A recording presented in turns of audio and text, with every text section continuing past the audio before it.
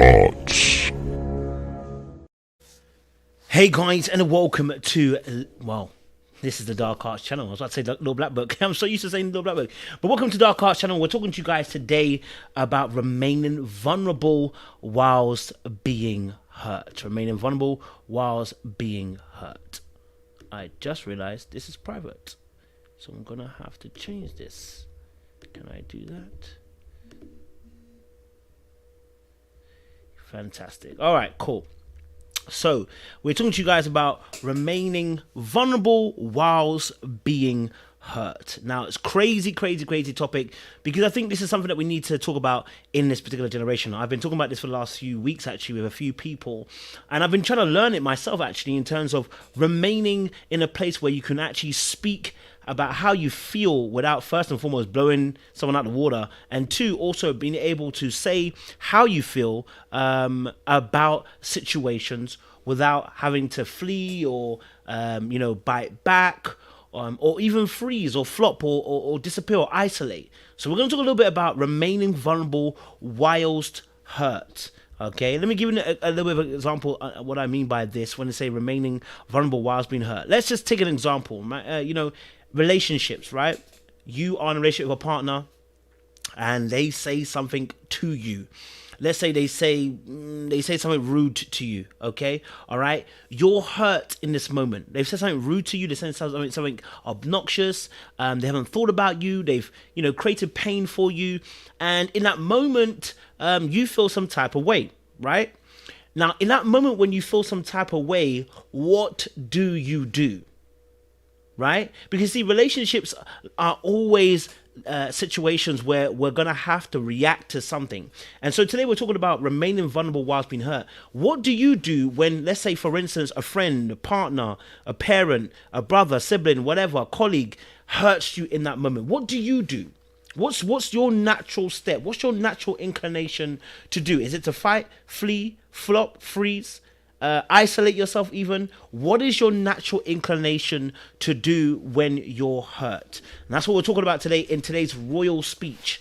So listen, as always on this Dark Arts channel, we're here to help you navigate the dating world and to help you guys avoid the traps of manipulation, control, and influence that people like to place upon you to get their own way. If you're tired of being played, then this is the channel for you. All right, let's get into this topic, talking a little bit about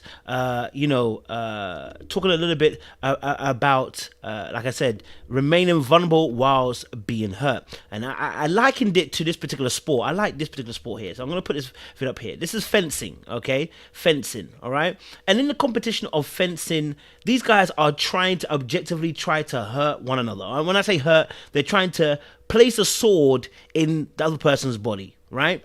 Now, how does this relate to anything to do with relationships? Well, there is times where in a relationship, unfortunately, you come with no weapons and the other person comes with a sword. Okay? All right? And the sword, as the Bible says, is the word. The words that come out of somebody's mouth, the actions that come out of somebody, those can become the sword that pierces you, right? And so when you're pierced and you're hurt and you're bleeding, what do you do in response? Many of us struggle to deal with scenarios where we're hurt. So let's break this down a little bit so we can get a bit of understanding, right? Let's get this down a bit. Okay.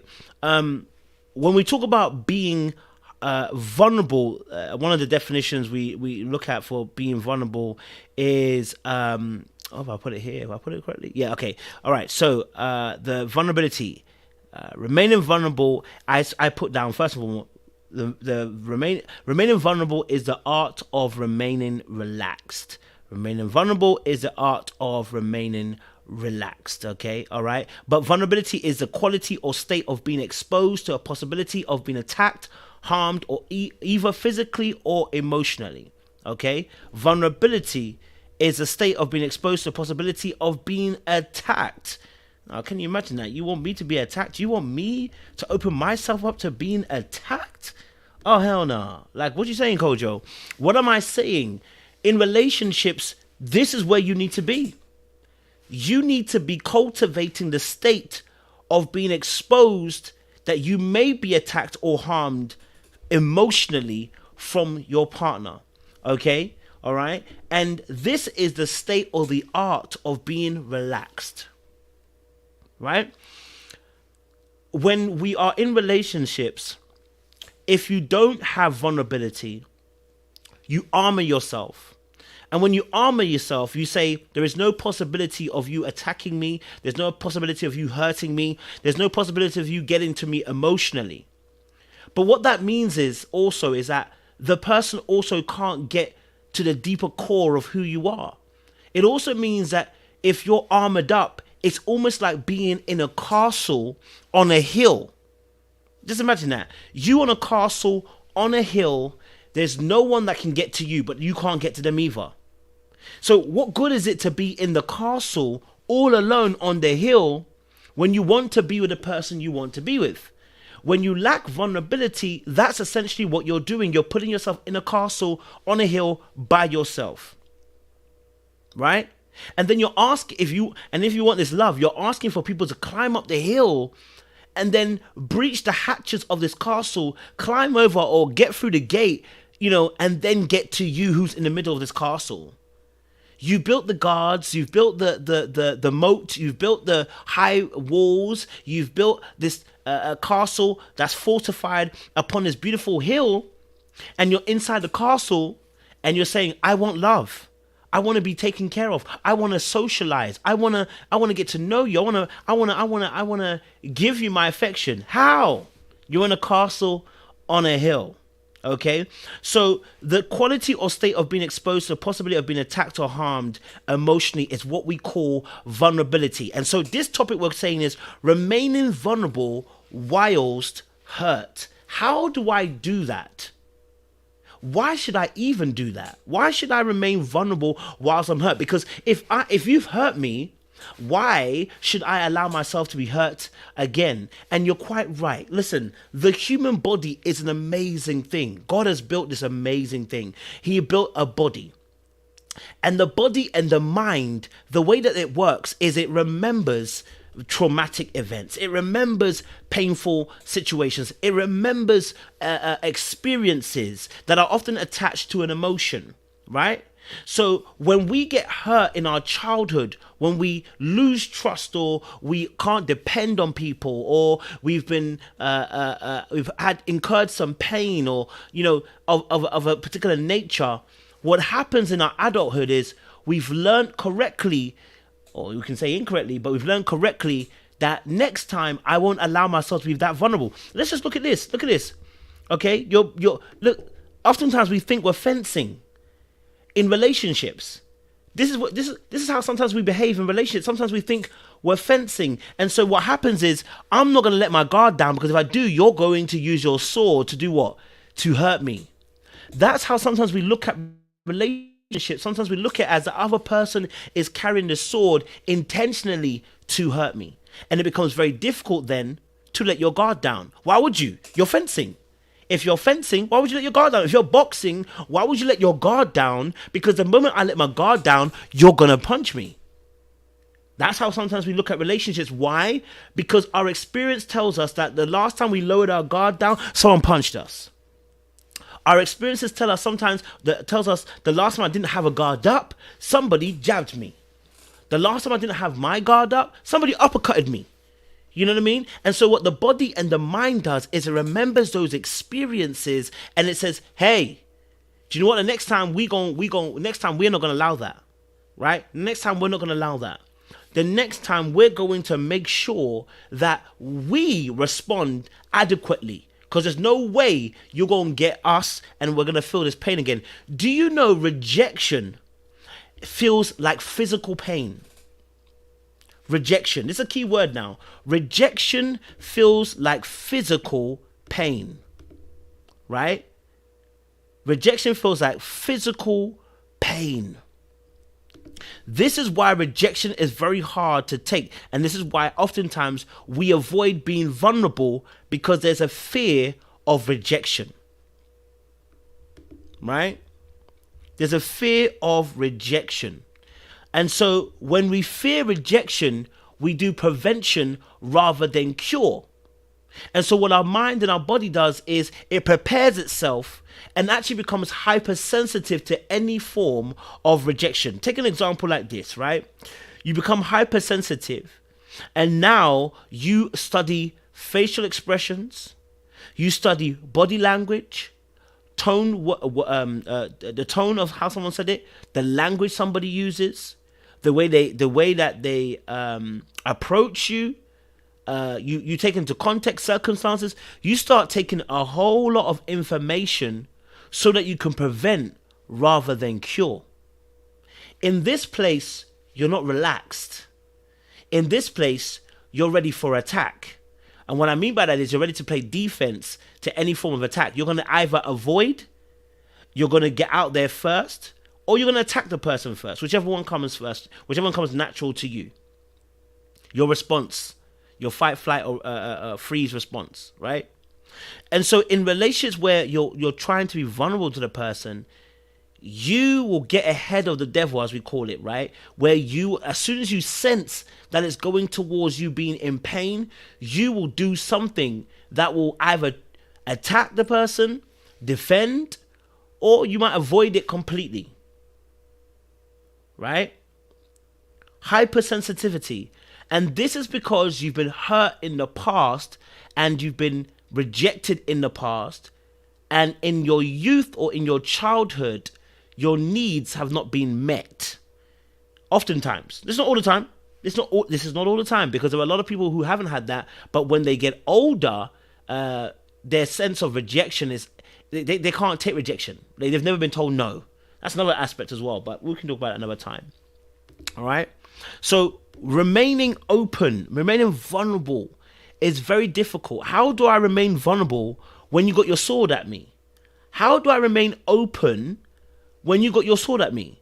Well, first things first is, if you've got your sword, should I come to the table with my sword too?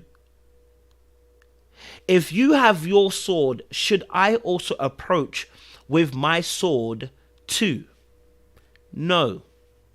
Because if I approach the table with my sword and you have your sword, guess what happens? We just have a fight. Back and forth.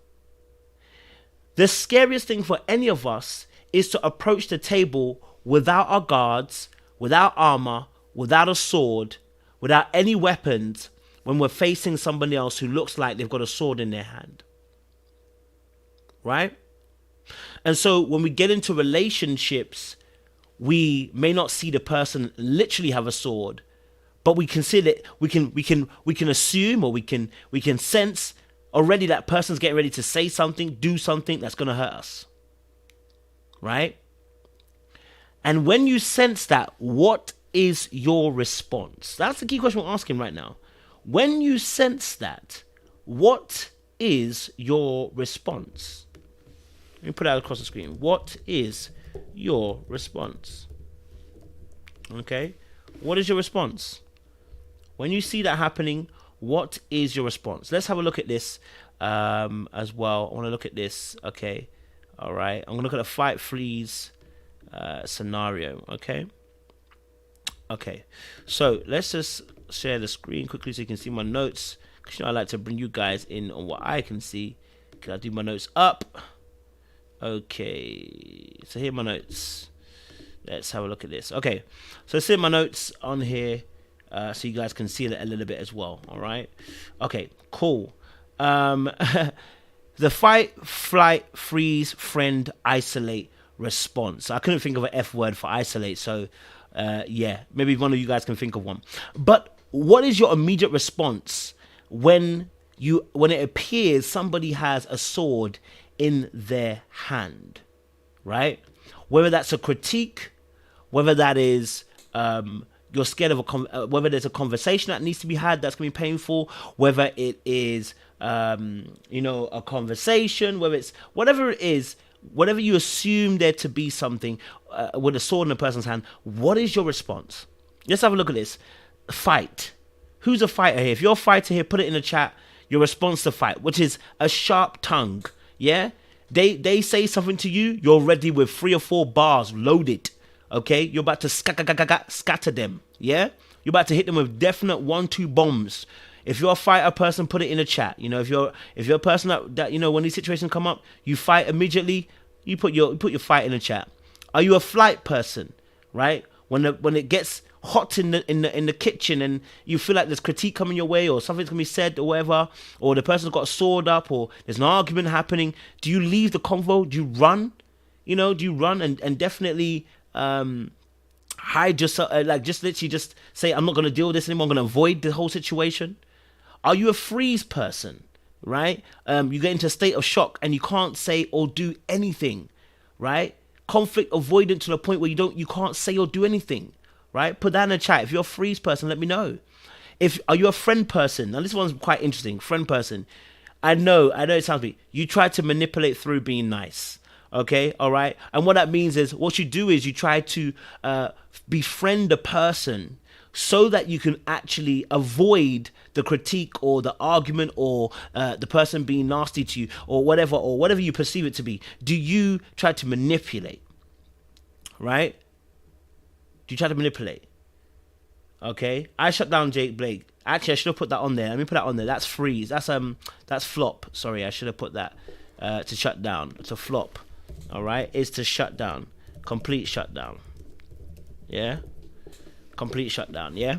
I should have put that in there. So, do you try to manipulate by being nice? You know, using a self-defense mechanism called undoing, which I'll show you what that is, undoing later on. Or do you tend to flop, which is complete shutdown, emotional shutdown, just literally do. Everything just goes down, like Windows. You know, everything lock off. Yeah, no emotions, no feelings. We can't get a hold of you, baby. You out, lights out, baby. You're not there anymore. You know, just complete shutdown. You know, operating on the basic OS system. You know, and then isolate. Do you retreat to your own kingdom? Yeah. Do you retreat to your own kingdom where no one can get a hold of you? You want to be by yourself. You don't want to be with anybody else. You know, you just want to stay in your corner. You know, I don't want to talk about this. You're just gonna, you know what I mean? Is that you, right? These are different responses that come to being hurt. These are different responses that happen when people are hurt. And the difficult thing is overwriting that natural response when you're hurt, right? It's difficult. Daniel B says she goes defense mode, but I don't do the nasty. It's more passive aggressive. I hear you, sis. I hear you. Right? So also freeze, flop, and isolate in that order. I'm hearing you. All right. Okay. So, you know, these are natural responses that we have accumulated over time, and in order to preserve and protect ourselves so we don't get hurt in future again. And the difficult thing in a relationship is when we have a perceived slight pain, or the person's done us dirty or done us wrong. What do we do in those moments? Maybe not the first time, but maybe like the third or fourth time when you've forgiven the first two times. What do you do in those moments? Right? You see, either one of those responses is a communication. It's still communication. It's just not a very good one, right? Either of those responses is a form of communication. It just might not be a very good one, right? And in those moments, your body tenses or completely flops, right? The adrenaline and the cortisol is running through your body, and you're about to either fight or flight or freeze or flop or isolate. Your body's about to tense up, right? In response to what's happening. It doesn't stay relaxed because it anticipates that something painful is coming your way, right? And that is the fear, okay? When we talk about fear, all right? The fear, right? The fear emotion, okay? The fear emotion that happens. Let me bring this on the screen as well. I'll come back to those notes. Let me come back to that. Let me just put this on my notes so you guys can see it as well. I like to, so you guys can see what I'm looking at. Okay. All right. So we're looking at emotions. Yeah. Okay, let's have a look at this. So when we talk about emotions, the key 1, 2, 3, 4, 5, 6 key emotions are the primary emotions. One of them being fear. Let's have a look at fear. Fear is an adaptive protection function. I think this is key. Okay?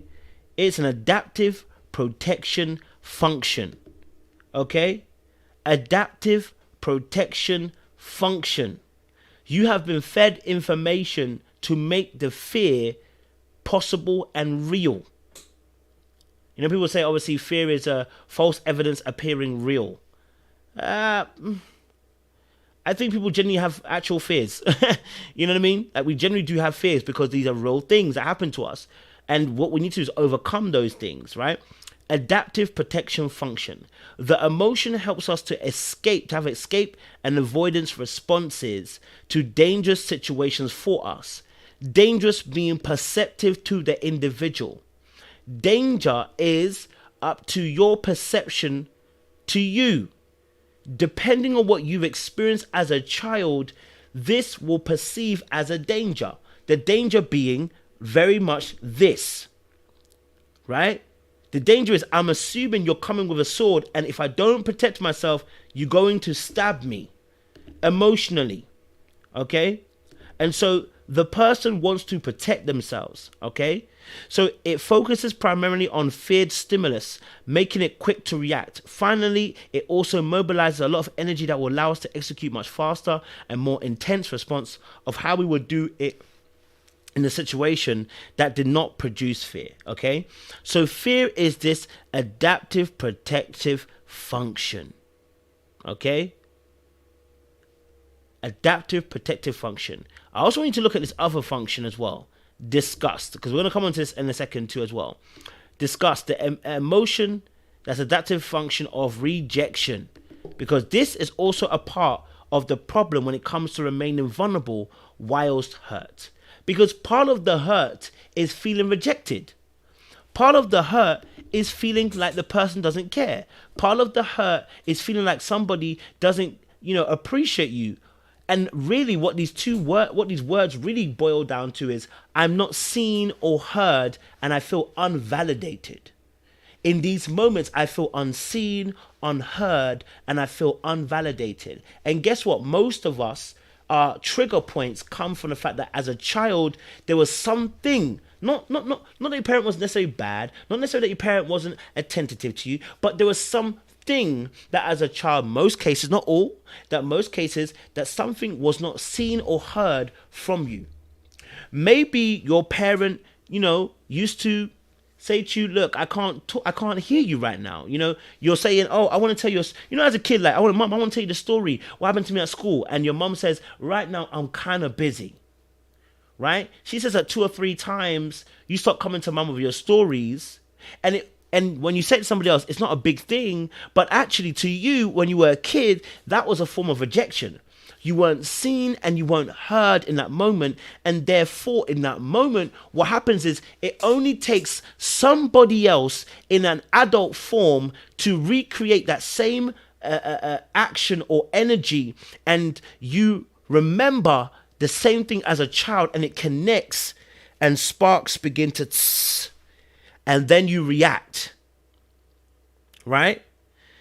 Because the fear here is not only rejection, but also someone taking advantage of you. Now, we'll talk about that in a second, right? Yes, darling, as well. Dismissed. Disrespect to me. Big trigger, right? And what you'll realize is that trigger is because of something in your childhood where you felt like you weren't seen or you weren't heard. And in that, what happens is, as an adult, when your partner, especially your partner, let's say for instance, does something where, for instance, let's say for instance, your partner was talking to the opposite sex and they were talking for too long. It felt like they were talking for too long.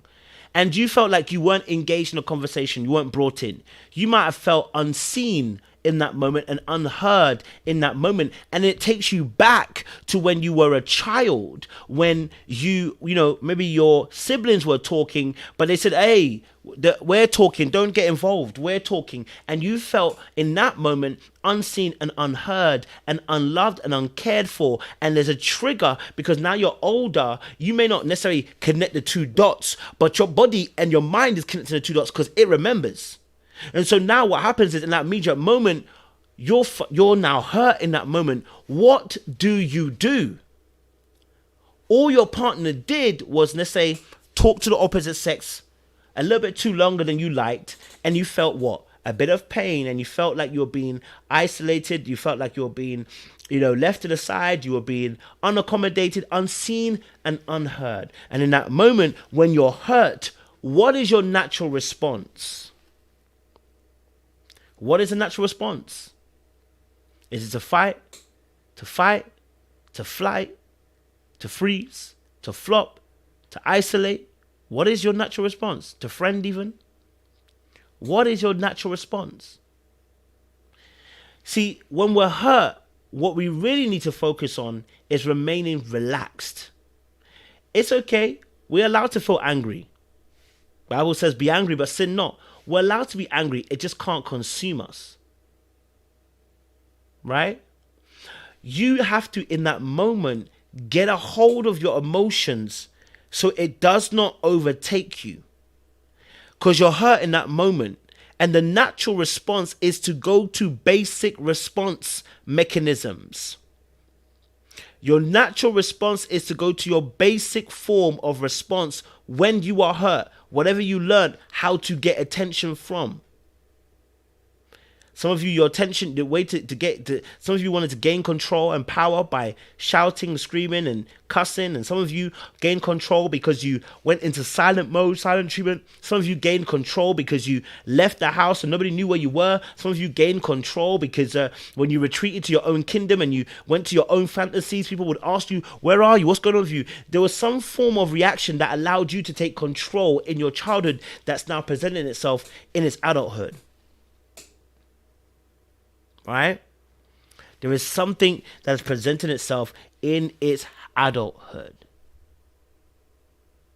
Right? So now we're in a situation where your partner is talking to someone else and it feels like they're not seeing you, not hearing you, and you're going to do something. Maybe not right away, maybe a little later on. You're going to do something as a response. What we're looking for is not to do what we're looking for is not for you to act in your emotional state, not to act in your natural self-defense state, but to calm down, gather your thoughts, control the emotion, and have a conversation. That's what we really want from you. And this is the most difficult thing to do, because what I'm asking you to do is that when you see this happening, right? When you see that happening, someone's got their sword up, the sword hits you, okay? When you see this jostling that you see happening, it's very hard to say, Coach, I'm going to remain open, because here's another fear. Here's a massive, massive fear that a lot of people have about this situation. Here's a massive fear. The fear of being taken advantage. Okay? This is one of the biggest fears that most of us feel when we're being told that we should be vulnerable in these moments rather than just fighting back or isolating or, friending, whatever. This is one of the hardest things. The fear of being taken advantage of. Okay? All right? And this is often a fear that we feel like, oh, if I be vulnerable, this means a person has the opportunity to do whatever they want to hurt me. If I be vulnerable, it means I'm opening myself up like this, and then the other person has the opportunity to prod me, because that's the state of vulnerability, right? If I be vulnerable, I can be literally cut to pieces and shreds if I allow that person to. And you're right. They can. And you're right. They could. And you're right. They possibly will, right? But being open and vulnerable isn't necessarily just for them. It's for you. Right? Being vulnerable isn't just for them. It's for you. The ability to stay calm and relaxed is the ability to be able not to react based on emotion in that immediate moment, but to exercise what you truly feel. Because I can guarantee you now, you reacting in your fight, flight, freeze, flop, friend, isolate response does not yield the results that you're actually looking for. Because in that moment, that person that you're dealing with, you may be satisfied for a minute or two when you give them a piece of your mind. You may be satisfied when you feel like you've refrained and you've hidden in your kingdom. You may be satisfied momentarily when you feel like you've run away and not had to deal with the situation, or you've befriended them. But you will always feel like there is something more that I wanted to say. There's something more that I really wanted to get off my heart. And so when you don't stay calm and you allow the emotions to ride you, you don't get that opportunity to say how you truly feel. Right? See, someone's got to take the first step in revealing how they truly feel.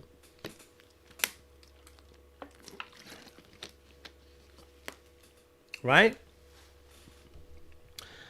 Someone's got to take that first step in revealing how they truly feel to unlock the other person. The Bible says that you heap hot coals upon your enemy when you show your enemy love and not the same disregard and evil they show you. And you think about it and you're like, wait, what? Why would I show my enemy love when they're trying to hurt me? Because the principle of vulnerability, right? You see, the reason why you won't show that person love is because we're afraid they will take advantage of our good nature. Oh, that person will take an inch and a mile if I even try to be vulnerable with them. Oh, no. No. Right? No, I won't do it. No, if I give them that space, they will literally tear me apart. No. I'm not going to give you the opportunity to say something to me and hurt me. I'm not going to give you the opportunity to say something that's going to be rude or say something that's insensitive. No, I'm not going to give you that opportunity, right? But when we're in relationships with people, being fearful of the vulnerability just creates more invulnerability from both sets of parties, meaning we don't get anywhere. We don't move forward. Being invulnerable just places the other person and pushes them away rather than drawing them closer, which is what we ideally want from our partners. We want the person to come closer. Being invulnerable doesn't draw the person closer, it rather distances the person. Cussing and having a sharp tongue does not draw the person closer, it pushes them away. By suddenly retreating and running away without saying anything does not pull the person closer, it pushes them away. By isolating in your kingdom, it doesn't pull them closer, it pushes them away. By freezing in that moment and being so shocked, shocked, you can't say or do anything in that moment, it doesn't help the person come closer, it pushes them away. Right? So all of these things don't necessarily help the person come closer, which is what we want. Right? It's what we want. See, to be vulnerable when you're hurt is to say that even as you prod the sword at me, I'm willing to show love in that moment. And this is the hardest thing to do. Jay Blake said it, right? It is the hardest thing to do because we're fearing of being taken advantage of. We fear also being rejected. If I say it, will you even care? If I say it, will you even care? But here's the thing. There's so many reasons why you need to say it. Number one, let's say you're in a relationship, right? Boyfriend and girlfriend. Let's say that boyfriend actually or girlfriend is not actually your partner. I mean, when I say that, not your partner, sorry. They're not actually going to be your husband or wife. Let's say they're not going to be. Let's say that it doesn't work out, right? Let's say it doesn't work out in that moment. Good question, darling. I'm going to ask that for you in a second or two, right? I'll answer that in a second or two. Let's say in that moment, let's just say overall, they may not be your future wife or husband. Then being vulnerable, you might be like, what's the point? The point is you need to train yourself how to be vulnerable. You need to train yourself to talk and say how you feel without exploding with that partner, even when you're hurt, because it's good training, not just for that relationship, but if it comes down to it, your next relationship. If it's your husband or your wife, it is important to learn how to be vulnerable and say how you feel, communicate in the right way when you're hurt, because this is going to foster greater intimacy between the two of you. This is going to give a person the other ability also to say, hey, actually, I don't want to be invulnerable either. I want to be vulnerable. And listen, it may take a few times before you see them being vulnerable, but they're going to realize as you heap hot coals upon their head and not reply their sword poking with sword poking back, they're going to be embarrassed and shamed. Yes. That's why the principle works. Your partner may have a sword in their hand for you. They may prod you with the sword, right? But if you respond in kind, then we continue this vicious cycle. But if you decide that I'm going to break the cycle and I'm going to share vulnerably how, hey, do you know what? This actually hurt me. This action actually hurt me, right? And you become vulnerable and you let the person know, right? With the attitude and the heart that you're willing to press forward after the conversation, you begin to heap hot coals on their head. This is not to be manipulative, by the way. It's not for you to go out here and be manipulative. This is to say that when you want to foster a healthy relationship, when you decide that you're going to actually do what? When you decide you're actually going to do what? You're going to appreciate and say, do you know what? I'm going to share how I feel mentally, emotionally. Even though right now, I don't feel like doing it because I'm feeling hurt in this moment because of what you did. What that does is it opens up the locker room and says, actually, you don't have to wear an armor right now too. You don't have to put on an armor. You don't have to pretend that you're, you know what? Because sometimes people see people hurt. Like your sibling, gets hurt after you play fight with them and they start crying and you're like, oh, come on, man. Come on, stop crying, man. And you're saying that because you don't want to get, basically really what the truth is, you don't want to get in trouble, right? So sometimes your response is like, oh, come on, get on. Or sometimes your response is, oh, come on, shh. Don't make noise. Mom and dad are going to... You try to befriend them, right? And what this does in those moments is because you're fearful of the repercussions of your parents. Sometimes people are fearful of the repercussions of hurting you and they can't be vulnerable with you. So sometimes you have to unlock them for yourself. Sometimes you have to unlock them yourself because they've hurt you and they actually feel embarrassed and shamed for hurting you. But they can't say it. Right? They can't say it. Let me see if I can show you this. We talked about this on recent episode of The Shy. So let me just see this. This is powerful. Listen to this. This is this. I appreciate you coming over here. I know it took a lot to do so. Thank you.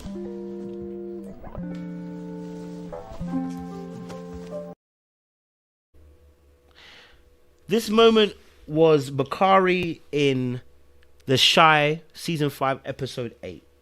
Bakari had caused this young lady to fall down inadvertently and lose her baby. Okay? Now, her boyfriend was vexed. Tyler was vexed, yeah?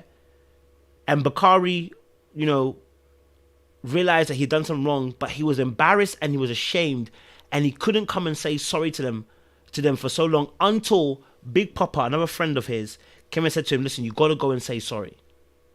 But the feelings of Bakari is very real. He, the perpetrator, felt ashamed and he felt like he had hurt the person so much there was no comeback. Now, the moment this young lady says, I appreciate you come and say sorry. Of course, listen, you know, I'm giving an example, not necessarily it has to work this way. But the moment she said, you know, I appreciate, don't worry about it, it's okay, hugs him, he's even confused.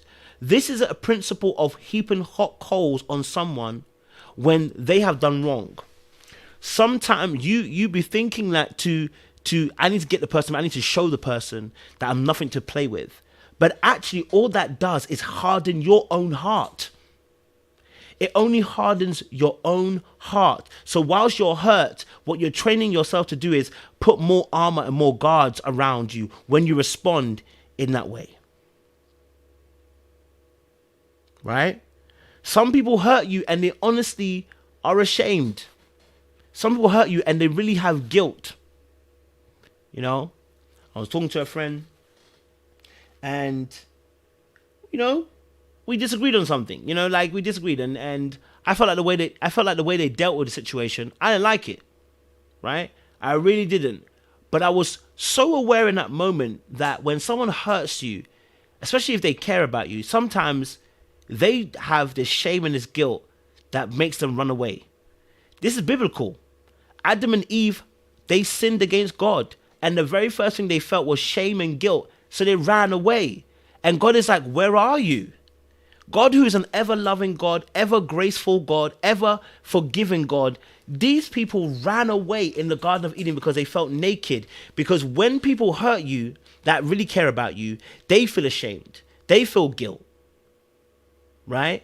And so in relationships where somebody loves you and cares for you, or at least has appreciation for you, sometimes the guilt and the shame can eat them up and they don't want to say sorry because they don't want to come and face the music.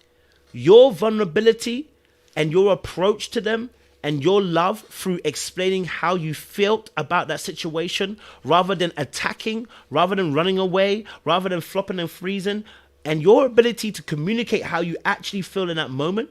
Let me give you an example. Hey, look, you know, the last time we spoke, you know, I really felt hurt by what you did. You know, the last time we spoke, you said something that maybe you didn't realize would hurt me. You said, you know, that I had a sixth toe, right? It looked like I had a sixth toe. And what you didn't realize was I'm very insecure about my feet. So when you made that comment, I was triggered in that moment. Right? And I'm sure it might not have been your intention to try and trigger me, but I was triggered and I was hurt by that, you know? And so I want to take some time out just to kind of, you know, regather my thoughts and just say, listen, you know, I felt a little bit hurt by what you did to me.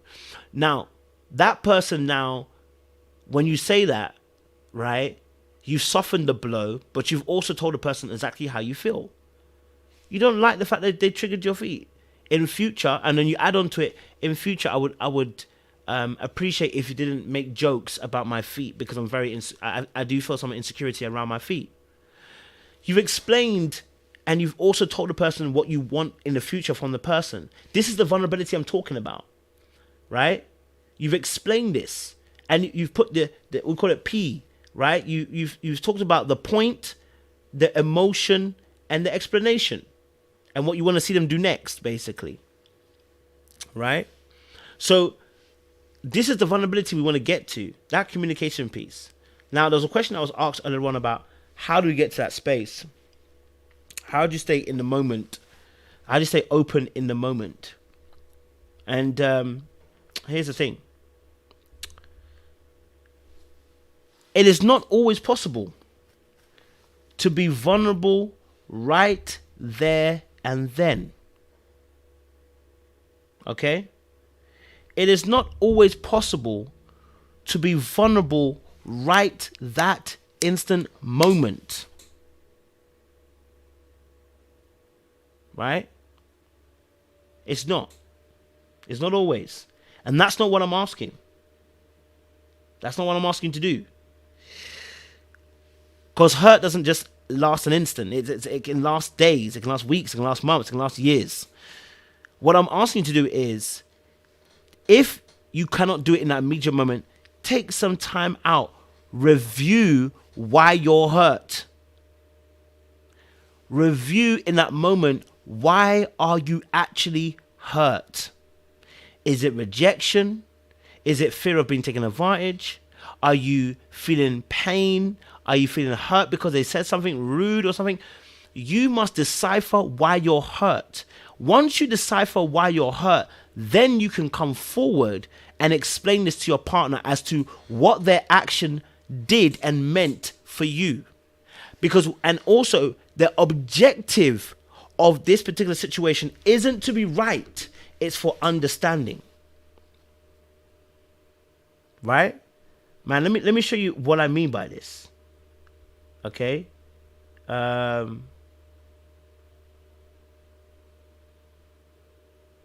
Let's look at this. Let me put you on this. I understand that, and I'm sorry for taking it so personally. I thought I came here to apologize. This ain't about right or wrong. It's just about us having different perspectives.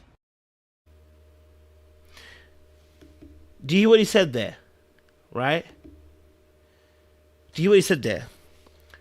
What this is the Shy, by the way. They were breaking out some bars, and what they delivered here, what he delivered was that Big Papa, the guy saying it's not about right or wrong, he was the one that was offended by what his friend did.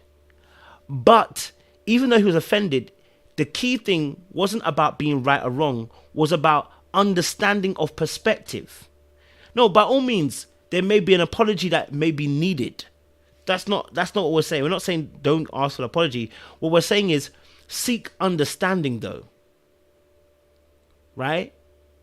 Seek understanding. So in those it's not about in the immediate moment all the time. Sometimes you can't do it in the immediate moment. Sometimes the situation is so heated, it requires you not to do this in a moment. And you may have to say, do you know what? The situation's got a little bit heated. Let's talk about this tomorrow. Or let's talk about this later on this week. And the key thing is, when you come to that table later on that week, you're not trying to get angry. You're not trying to rile them up. You're not trying to get them to beg and scream and cry. For what you're looking for is understanding. So what you're looking for is an ear that will hear. Right? What you're looking for is an ear to hear. And this requires you not to be emotionally aroused. So if you struggle in the immediate moment to not go into your natural reactions, your natural defense mechanisms, then fine. Take some time out. It might take a few minutes. It may take a few hours. It may take a few days that you need to process the information of what's happened. But figure out, why am I hurt? When you can figure out why am I hurt, then you can begin to explain it when you come to the table to your partner so you can gain understanding. Then they can also gain understanding of what they've done. Right? This is key. We need understanding. Because when we begin to understand one another, we can begin to bring change in our actions. We can empathize. We can begin to maneuver in different ways. Right? And you see, that vulnerability you're about to initiate, it's not just for you. It's for them. It's for them. Let's say this is a colleague. Let's say this is a colleague that's been on your neck for years or months or weeks, whatever. Seems like the person doesn't like you. All right? All right, fine. If you stay in a place of vulnerability, and sometimes vulnerability, that doesn't mean take all their crap. That's not what I'm talking about, right? I'm not saying about taking all their crap. This may only be one conversation. Let's say, for instance, a colleague. This might only be one conversation. In that conversation, you're looking for understanding, right? And if you decide that you're going to follow the route of, I'm going to heap hot coals in your head by showing love and by trying to understand, if that person refuses to play ball, refuses to be to treat you well, refuses to be open and vulnerable, and refuses to rescind their bad behavior, guess what? They've now lost out. And I'll tell you why they've lost out. Because you've remained calm. You've told them, listen, hey, you know what? Your behavior, when you did it, This is how it made me feel. Right? And in that moment, I felt annoyed. I felt hurt. And if they're cutting you off, if they're interrupting you, you establish your boundaries. You see, a lot of this stuff is practice, because it's also practice for when you get into relationships. If you got bad colleagues, rather than running away, you need to confront it, because what happens is this is also training for your relationship. You see, and when you develop these skills where you're able to have boundaries and say how you feel without it becoming a shouting match or you trying to hurt them back, guess what happens? Especially if you're not dating anybody, you're going to end up with somebody who's going to be a healthy person. Right? You're going to be somebody who's healthy, because you see why? Because what you're going to be able to do is recognize people that can and cannot remain vulnerable. You're going to recognize people who rather hurt you rather than understand you. Right? This training is not just for you, but it's for them, because they too may not realize it at the moment. But I'm telling you this now. You will decide to lead in love, and maybe it might not be today. Maybe it might be tomorrow. Maybe it might be a few months or weeks or years down the line. They're going to be like, do you know what? Raw. I was moving mad. Why did a person decide to do that to me? I don't get why they decided they were just going to be like that. That don't make no sense. What? And I can tell you this for free because I've done it myself. This is practical work I've done. I always tell you guys about this as well.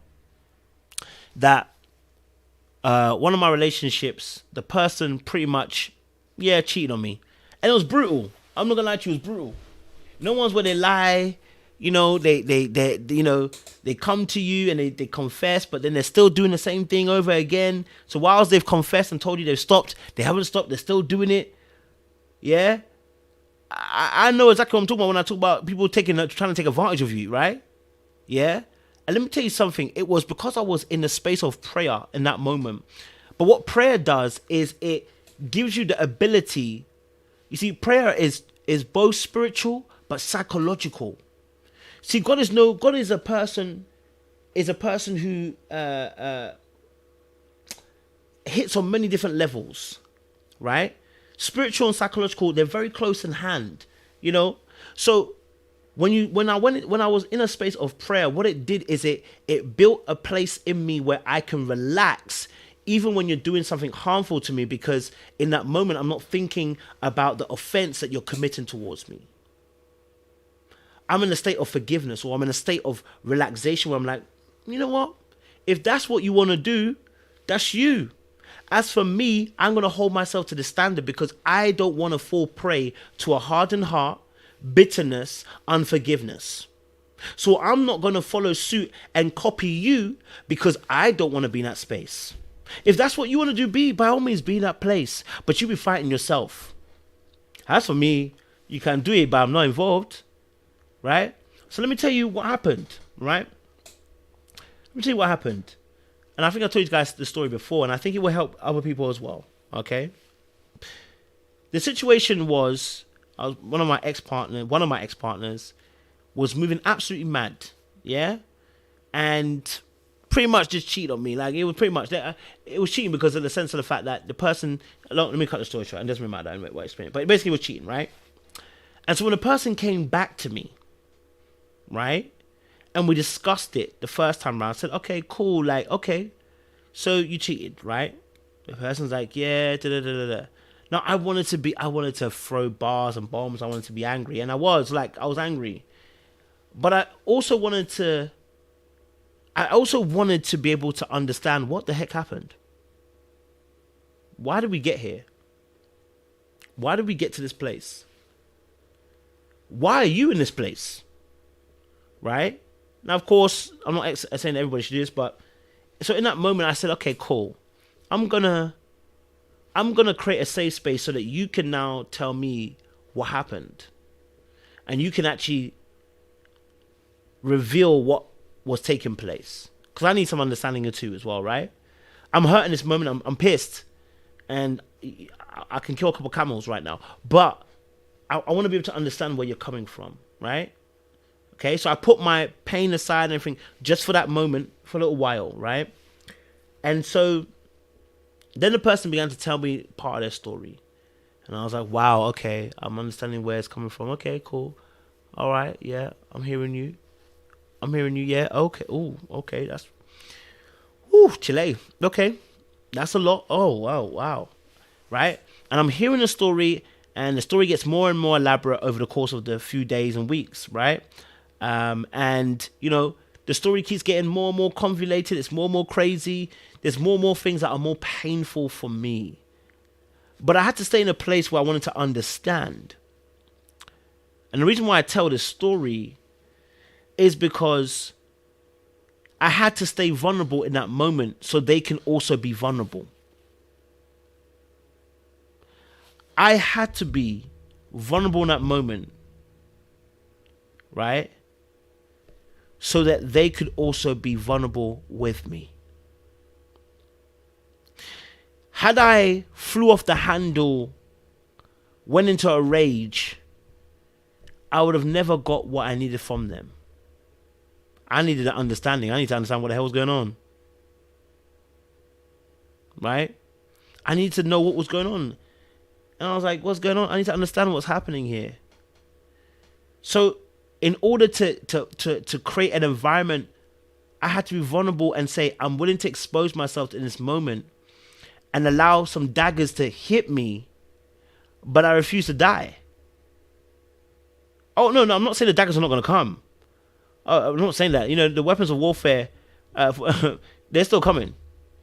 Weapons of warfare, they're still coming. It doesn't say the warfare won't come. It just says it's not going to get. It's, you know, weapons of warfare are not carnal, for they're mighty for to put down strongholds. That's fine, yeah. You know, hey, you know. But they're still going to be formed. No weapon formed against me shall prosper. Weapons are still being formed. Okay? All right? But we're not going to let it prosper, because even if we're not going to let the weapons prosper, even if it hurts, because the end goal is for 1, understanding, and 2, vulnerability, and 3, not to be bitter and not to be angry and unforgiving. Right? So that was that situation. But in general, in a relationship, when you've been hurt in that immediate moment, the first thing is to react.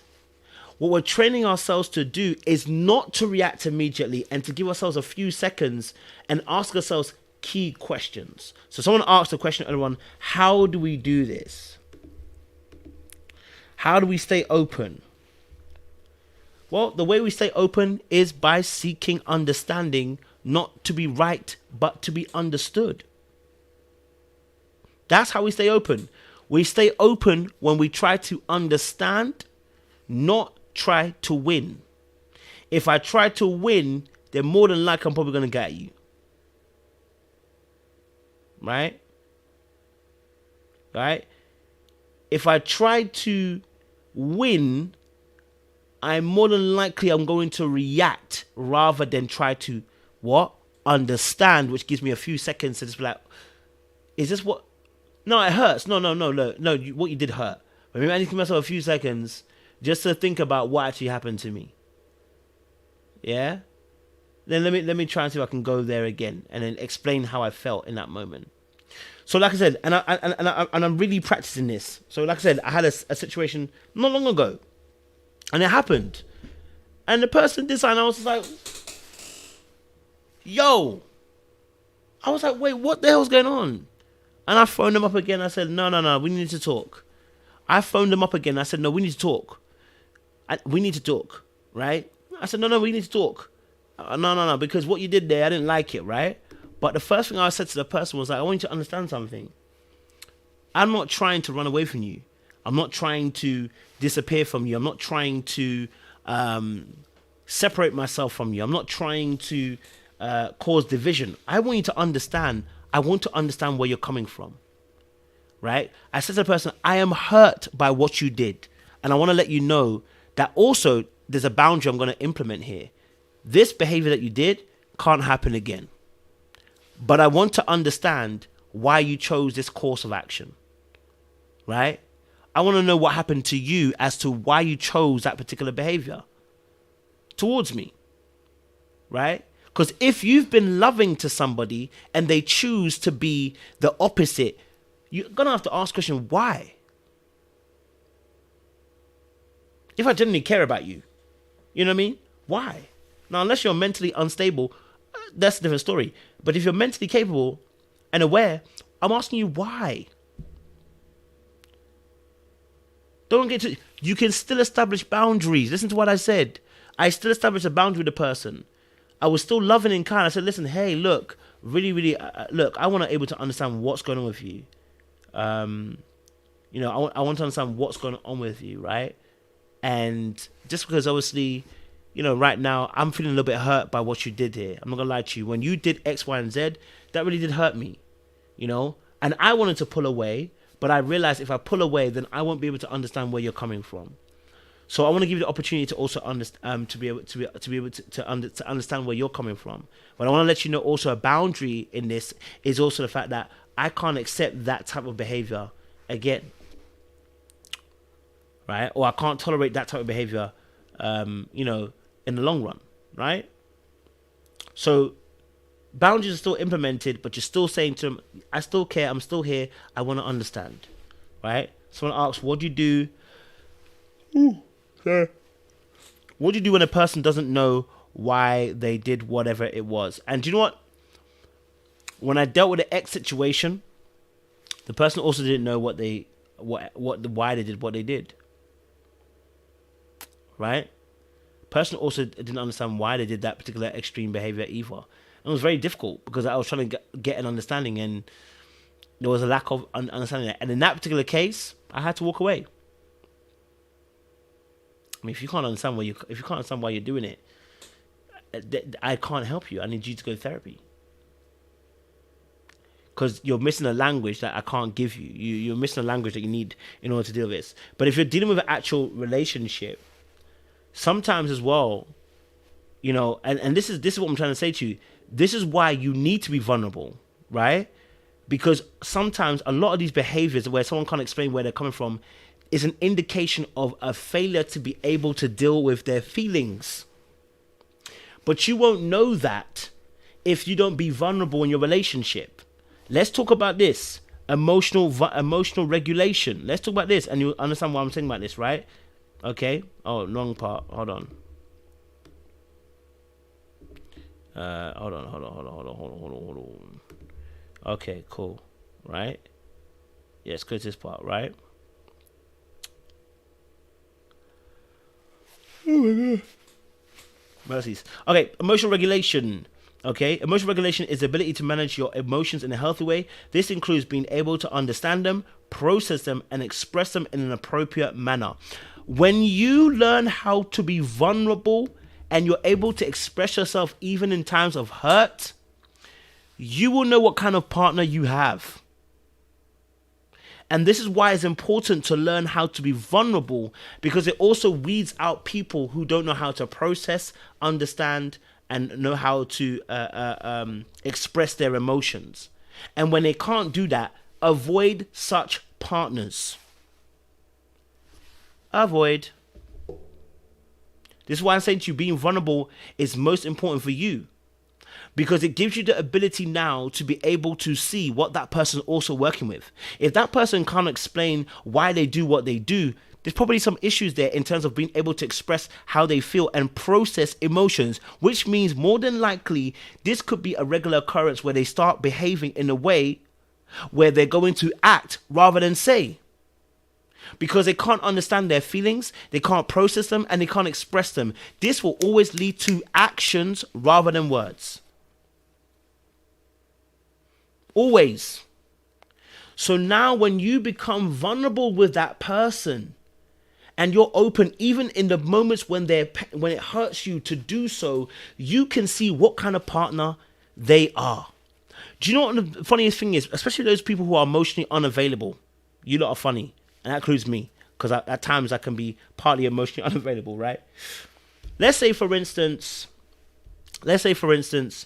you don't call me for 4 days. Yeah? You don't call me for 4 days. Yeah? Now, what I should do is call you up and say, hey, look, do you know what? I've not heard from you in 4 days. And actually, you know, I'm not going to lie to you, I'm quite hurt by that. Because what I really want, what I really love is being able, being able to discuss and talk and get to know people. And I want a connection where I can speak to you every single day. Right? Okay? And I'm a person that also wants to be able to, hear you and talk, whatever, right? And this is what it means to me. Whenever you talk to me every day, it makes me feel loved, makes me feel cared, makes me feel appreciated when we speak on the phone every single day, right? But he doesn't call you for 4 days, or she doesn't call you for 4 days. And those of you who are used to fighting or flighting or whatever, freezing, flopping, your natural reaction now is going, all right, is that what we're doing? All right. Next time I pick up the phone, you're going to get a mouthful. Yeah? Next time you call me, I'm gonna give you one hell. For somebody else, do you know what? I'm gonna detach. Alright, cool. You're not calling me. Alright, cool. You wanna play this game? You think you're the only one that can play this game? Alright, cool. Watch. Alright, cool. When you call me again, I ain't picking up the phone. And I'm gonna disappear I'm gonna ghost you. For some people, they will take it as, you know what, person's calling me for 4 days. Do you know what? I'm going into hiding and, I can't deal with this. It's too much, blah, blah, blah. Whatever, fight, freeze responses, right? Someone said, well, I'm going to tell them their story. Oh, baby. But listen. So listen. When people have these situations, right? I know for me, my usual response would be, if you decide that you're going to ignore me, I'm going to make sure you're going to feel it. You're going to see me on every billboard.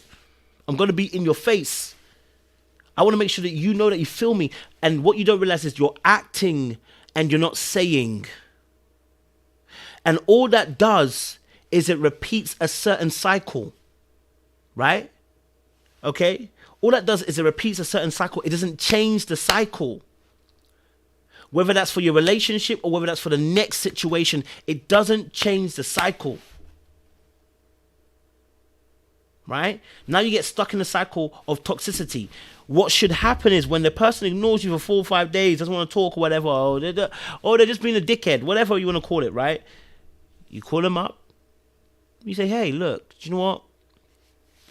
I haven't heard from you in a few days and I really wanted to hear from you. It's a little bit disappointing. And I'm a little bit hurt by the fact that you haven't called me in a couple of days. It feels like you've kind of abandoned me a little bit, et cetera, et cetera. And, I for me, when someone doesn't call me for several days, I feel like they don't care anymore. Right? Now, what you're going to do is you're going to try to understand where they're coming from.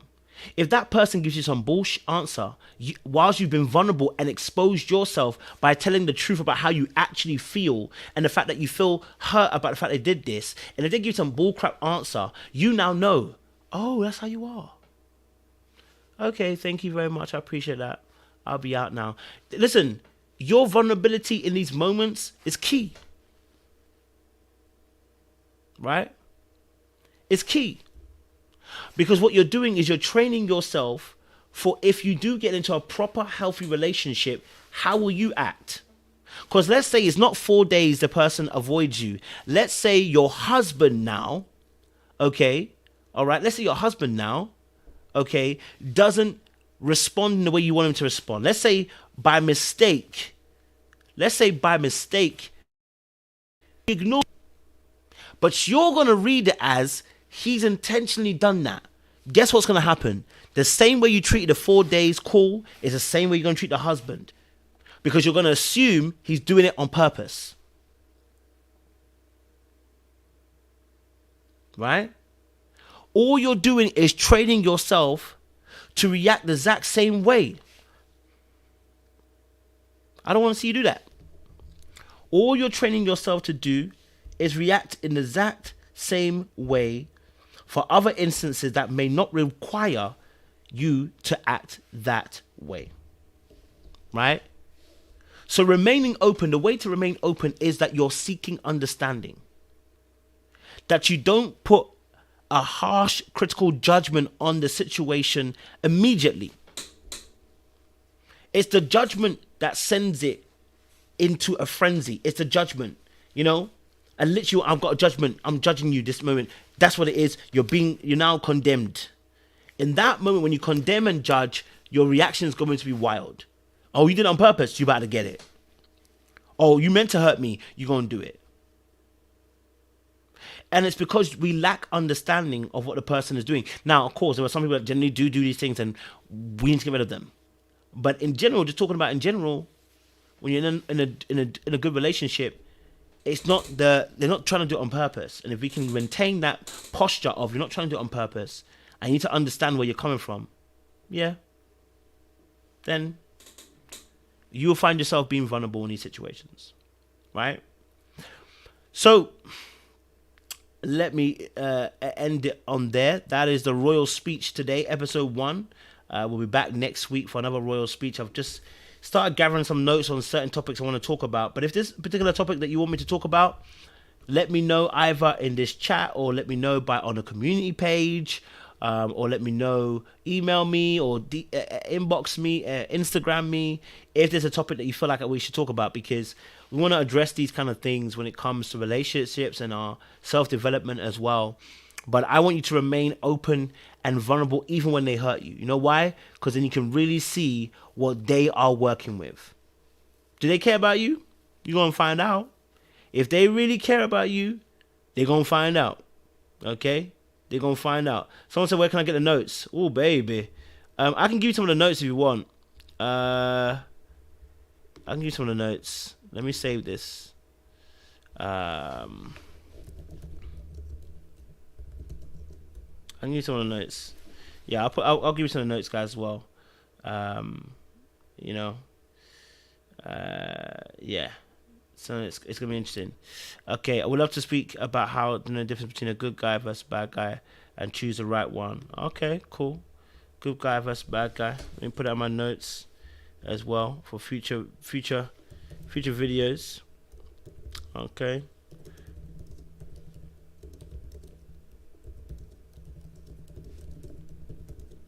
I like that. All right, we like them. Okay. Yeah, show it on the Patreon. Okay, that's right. So I'll put it on the Patreon. Yeah, you're right. I should put it on the Patreon. My bad. I should actually put it on the Patreon because there's patrons out there. All right, cool. So I'll put the notes on the Patreon. If you're part of the Patreon, I'll put it on there, and so you guys can also get it as well. Someone's on mentally more talent than you're on it. I hear that. Also, how to know when a guy tells you too much too soon. Okay. How to know when a guy tells you too much too soon. Okay. When a guy tells you too much too soon. All right, cool. I like those topics as well. Dark arts in family relationships. Ooh, Chile. Chile. Okay.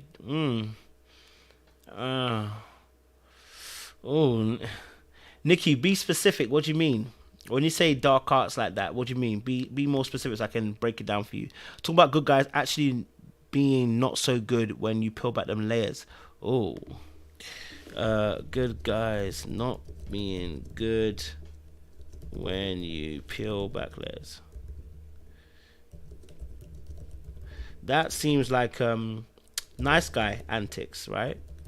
That's a nice guy antics. That's the nice guy kind of antics there. Let's talk about Derek Jackson telling women to leave families instead of telling men to fix up. And Jay, send me the video for that, or send me a link for that so I can have a look at that. But I'll put it in my notes as well. But send me a link for that, so I can do a video on that.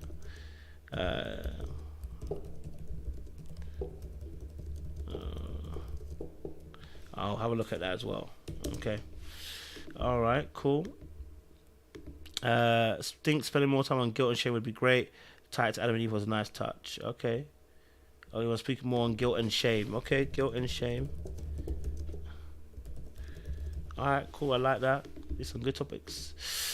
Talk about the guy who looks good on paper but not really good in relationship. Okay. Okay. On paper, but isn't operate in relationships. Okay. All right. Okay, cool. All right, cool. I like it. Okay. All right, cool. Someone said yes, fix up. Danielle B. Danielle B.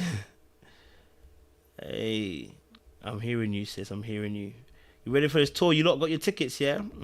Make sure you lot grab your tickets, for the tour, Okay. All right. This is the kind of stuff we're going to talk on the tour. We're going to talk about this kind of stuff on the tour. So I hope you guys are ready. You know what I mean? I hope you guys are ready for this. Listen, if you haven't already, we're going to put the link in the chat. Let me put the link in the chat for you guys. But this kind of stuff we're going to talk on the tour, We want to be able to have these deep conversations. And probably this will be after dark conversation as well. Some of this stuff as well. Because it's quite heavy as well. So let's have a look at this. Let's have a look at this. All right, let me put the link in the chat for you guys as well. Again, I appreciate you guys. Those of you who have bought tickets, much appreciation as well. We honestly appreciate it. You lot are doing big. I can see tickets are being sold as well. So, there's the tickets as well. Okay. Jay Blake says you got already a VIP ticket. We appreciate you. That's what we like to hear. I like it. Daniel B says you wait for DC. All right, DC, we're gonna get it, baby. We're gonna get it. We're gonna get DC. DC's a lot. I know a lot of people are DC, so we're gonna get that as well. Naturally, Von Lu said need a good old solid boundaries talk, setting boundaries and enforcing them, knowing when to walk away. Boundaries talk, yeah, we can do that. Boundaries talk. Boundaries talk. Okay, boundaries talk. Okay, cool. Oh, sorry, man. Any hope of a live stream ticket? If we do a live stream, if we can get live stream going, then yeah, we wouldn't mind doing it. Why not? Do you know what I mean? If we can get a live stream going, we'll try and get that. Maybe we can do it on a Patreon thing or whatever, or we'll do it unlisted, and we can do it for certain people that want it. So maybe we can do that as well. So I'll have a look into that. That's a good point as well. I like that. So I'm gonna look into that as well. All right, cool. I've taken your notes down, guys. I'm gonna put the notes into the Patreon page. So if you're on our Patreon, you'll get the notes there. I actually need to start doing more videos for you guys who are patrons. I feel bad. I don't like this. So I need to do a few more videos for the patrons as well. So I'm gonna get some more videos going for Patreon as well, so that you guys can see it. We must do live stream tickets as well. Okay, I'm gonna put that forward to the team. I'm gonna put that forward onto the team. I'm gonna put that forward to the team as well. The name tags are gonna be happening, Jay Blake. Don't worry. We're definitely doing name tags. Definitely doing name tags. Definitely doing name tags. That's a must. Okay. We're gonna do that as well. But yeah, live stream tickets. I like that suggestion of that. It's a good suggestion. Okay, so we're gonna look at that as well. All right, guys. It's been amazing. It's been great. It's been powerful. It's been beautiful. We will see you again very, very soon. I probably got to do another live on my actual little black book. I got to do the Shy episode 9 and 10. So yeah, I gotta get that going as well. So we'll get there as well. Yeah, because we need to. You know what I mean? We need to. But yes, Nicky, I need to do more on the Patreon. After that, do you know what? Maybe we should do. I think I need to start doing after darks on the Patreon. That's what we need to start doing. Yeah, Jay, you're right. We need to start doing after. We need to start doing after darks, and then we can invite the Patreon people to the after darks Zoom calls. Because that my Zoom, I can do 100+ people. I can do 100+ people. We need to start doing. Do you know what? Maybe we start doing. Jay, I want to talk to you, Jay. I'll hit you up in the inbox. I'm gonna hit you up in the inbox because the after dark talk will be wavy for us in the Zoom chat where we can all have a hour session chat. You know what I mean? All right, cool. Anyway, listen, like, share, subscribe, guys. Click on the bell button for notification of the uploads. We appreciate you guys. I'm liking that idea, that'll be pretty wavy. I like that as well. We'll talk very, very soon. And yeah, I love the idea of the dark arts thing. Let's see what a community can do. Let's get it going. I appreciate you guys. So locked. So later, we'll see you again very, very soon. All right. It's been easy. Woo, Chile. Boy, God, I almost lost my throat there. You know what I'm saying? Okay. All right. Let's go. I'm a going battle boy, you're paranoid. Trust in the Most High, forget the noise.